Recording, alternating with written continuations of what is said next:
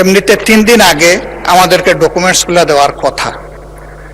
সমস্যা বাস্তবতা সবগুলা কনসিডার করে বলা হয়েছিল মিনিমাম 1 দিন আগে দেওয়া হবে, এনশিওর করা হবে। তা আমি তো অর্থনীতির ছাত্র না, যার কারণে এতগুলা ডকুমেন্টস এইখানে টেবিলে আসার পরে আমাদেরকে দেওয়া হয়েছে। একদিকে সংসদ চলছে, আরেকদিকে ডকুমেন্টগুলো এখানে রেখে দেওয়া হয়েছে। যেহেতু দুর্বল ছাত্র, এই জন্য কিছুই বুঝতে পারি নাই। এখন উপরে হাত তুলবো না নিচে নামাবো এটাও বুঝতে পারি। এখন যদি সংসদ সদস্য হিসাবে কিছু না বুঝে হা বলি, এইটা হবে অপরাধ। যদি না বুঝে নাও বলি, এইটাও হবে অপরাধ। এই জন্য আমরা চুপ থেকেছি মাননীয় স্পিকার। আমাদের অবস্থান এখন তাই। আমি জানি না এখানে বিজ্ঞ সরকারি দলের সম্মানিত সদস্যবৃন্দ যারা আছেন, তারা হয়তো সবাই অর্থনীতির ছাত্র এবং খুবই স্মার্ট, খুবই ট্যালেন্টেড স্টুডেন্ট ছিলেন, যার কারণে কাগজ দেখা মাত্র ভিতরে কি আছে তারা হয়তো এটা বুঝে ফেলেছেন। আমরা বুঝতে পারি নাই মাননীয় স্পিকার, এটা আমাদের অক্ষমতা। এখন আমরা কি করব, আমাদেরকে একটু পরামর্শ দেন।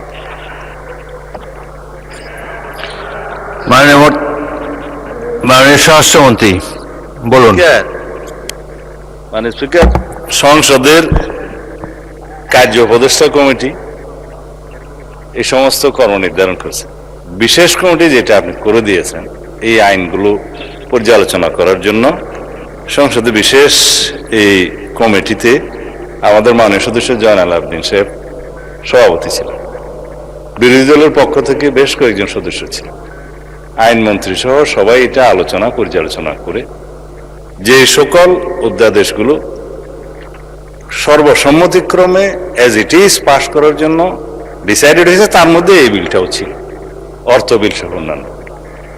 তো কিছু বিল নোট অফ ডিসেন্ট ছিল, আলোচনার দাবি রেখেছিলেন বিরোধী দলীয় সদস্যগণ। সেটি ইতিমধ্যে আপনি 2 মিনিটের জায়গায় 10 মিনিট 15 মিনিট যেভাবে আপনি উপযুক্ত মনে করেছেন আলোচনার জন্য দিয়েছেন। তো এখন যদি যে বিল পাশ হয়ে যাওয়ার পরে যদি বলে আমি কিছু বুঝিলাম না, এটা আপনি স্বীকার করেন। যদি আপত্তি দিতেই হতো উত্থাপনের পর, তারপরে সেকেন্ড রিডিং এ বিবেচনার সময়। তো সেই জন্য আমি ধন্যবাদ জানাই মাননীয় বিরোধী দলীয় নেতাকে, মাননীয় সকল বিরোধী দলীয় সংসদ সদস্যদের, যে আপনারা যথেষ্ট সহযোগিতা করেছেন। হাও বুঝে দিয়েছেন, নাও বুঝে দিয়েছেন। এই অপরিসীম সহযোগিতার জন্য সরকারি দলের পক্ষ থেকে আপনাদেরকে ধন্যবাদ জানাচ্ছি। রফিকুল ইসলাম খান বলুন। মাননীয় স্পিকার, আপনাকে ধন্যবাদ আমাকে সুযোগ দেওয়ার জন্য। আমাদের মাননীয় স্বরাষ্ট্রমন্ত্রী বলেছেন বিশেষ কমিটির কথা। বিশেষ কমিটিতে এই আলোচনা হয় নাই যে টেবিলে টেবিলে যখন সংসদ চলবে তখন বিলগুলো এনে হাজির করা হবে, এবং এটা 3 দিন আগেই দেওয়ার কথা ছিল।